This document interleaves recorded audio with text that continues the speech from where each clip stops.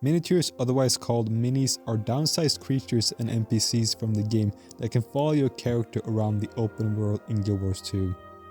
They can be unlocked through achievements, crafting, or in-game events.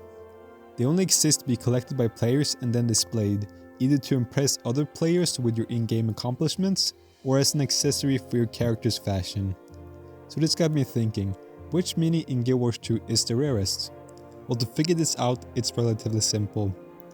You can go onto this website that collects player data from Guild Wars 2 called gw2efficiency.com. You go into the stats tab, then click on unlock statistics, filter by miniatures, and sort by least unlocked. Here we can see that the rarest mini in the game is the Mini Elegant Gold Llama with an unlock rate of 0.003% of the player base. It's worth noting that the percentages shown here are just of the people who decided to let this website collect their player data, so it's not totally representative of the whole player base. It's very likely that the percentages would be even lower if scaled up to the entire player base. Now, why is this mini so rare? Well, if we go onto the game's wiki page, we can see in order to unlock this mini, we need to combine 3 mini fancy gold llamas and an essence of llamatic elegance in the Mystic Forge. So how do we get those? In order to get the essence of llamatic elegance, you can simply buy one from any laurel merchant for 3 laurels, which is cheap.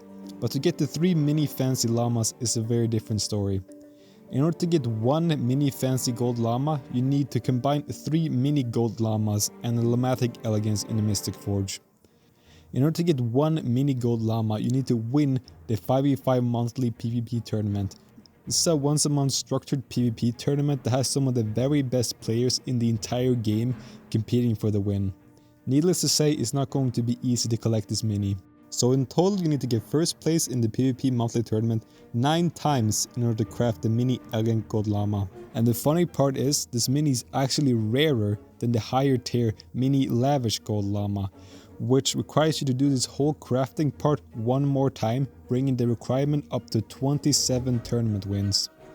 I think most people hang on to the gold llamas without unlocking them to the wardrobe until they get to the final tier or gold llama, contributing to this mini's low unlock rate, but it's funny nonetheless. To be honest, I'm not terribly impressed by this mini, considering how hard it is to unlock, but if you want the rarest mini in the game, this is it. So what's the second rarest mini? Well, 1 through 9th place are all different flavors of llama that require the same crafting method as the Mini Elegant Gold Llama, but for 2nd and 3rd place finishers in the monthly tournaments. Okay, if we don't look at the PvP llamas, what comes after that in rarity? Next in rarity is Mini Seb with an unlock rate of 0.013%. I think this mini is supposed to drop from the newly added meta event with the Visions of Eternity expansion called Secrets of the Weld. But at the time of this recording, the item seems to be bugged, so the supply of the item is very low and thus very expensive, with an asking price of 450 gold. So if you're watching this in the future, he might not be as rare as he once was if ArenaNet fixes this bug. Next in rarity we have a couple of raid minis that came out recently. The Mini Hall of Shane's Minotaur with an unlock rate of 0.043%. The Mini Twisted Spirit with an unlock rate of 0.046%. The Mini Eye of Judgment with an unlock rate of 0.048%. The Mini Eater of Souls with an unlock rate of 0.05%. And finally, the Mini Light Thief with an unlock rate of 0.053%. The acquisition of these minis is straightforward. You go to the Merchant Scholar Glenna in the Hall of Shane's raid instance, and you can buy each of the minis for 300 magnetite shards and 1 gold. A small amount of magnetite shards are dropped from certain raid bosses every week you defeat them, so it's pretty expensive to spend 300 of them to buy one of these minis. I think the unlock rate will increase as time goes on, but as of the recording of this video, they are pretty rare. So if you're a big raider and want a rare mini, you should get one of these. Next up in rarity is the Mini Chocolate with an unlock rate of 0.071%. This mini was the kind I was looking for when I wanted to make this video. A really unassuming mini that most people wouldn't even think twice about if they saw it in the wild, but despite that being one of the rarest minis in the entire game. In order to unlock this mini, you need to be in a guild with a level 3 guild miniature merchant, and then you can buy this mini from them for 30 gold, 75 guild accommodations, and 150 crystalline ore. The guild accommodations can be earned through completing guild missions, and the crystalline ore can be earned through a bunch of different sources. I think the price combined with the unassuming look of the mini is what contributes to this low unlock rate. But what about the most expensive mini? If you go into trading posts and you sort by most expensive, you will get a couple of fake listings because the person who put them up probably owns the entire supply of the item and wants to control the market on the item.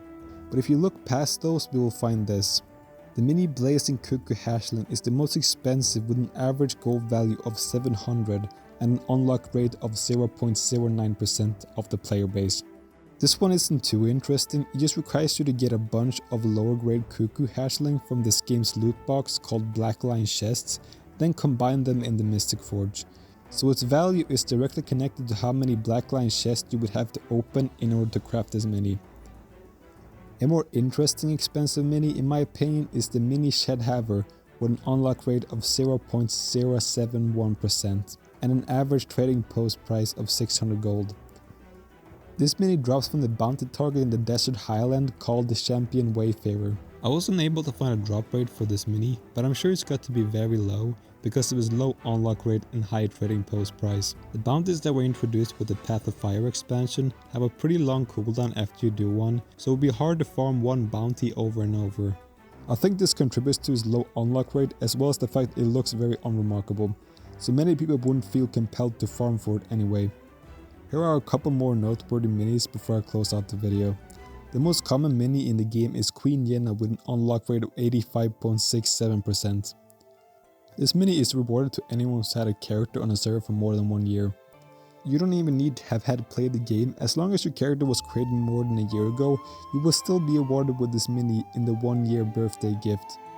The cheapest mini in the game is Sunspear with a trading post price of 2 bronze and an unlock rate of 27.868%.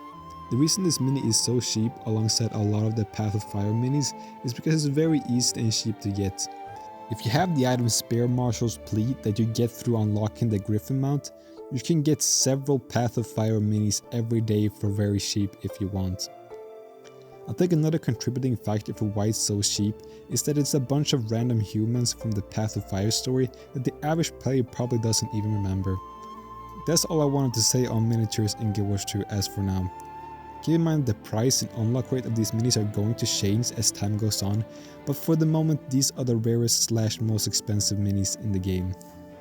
I'm personally not the biggest mini collector out there, but in making this video I've gained a new appreciation for them. If you're a mini collector, let me know what you thought of this video. That's all, thanks for watching.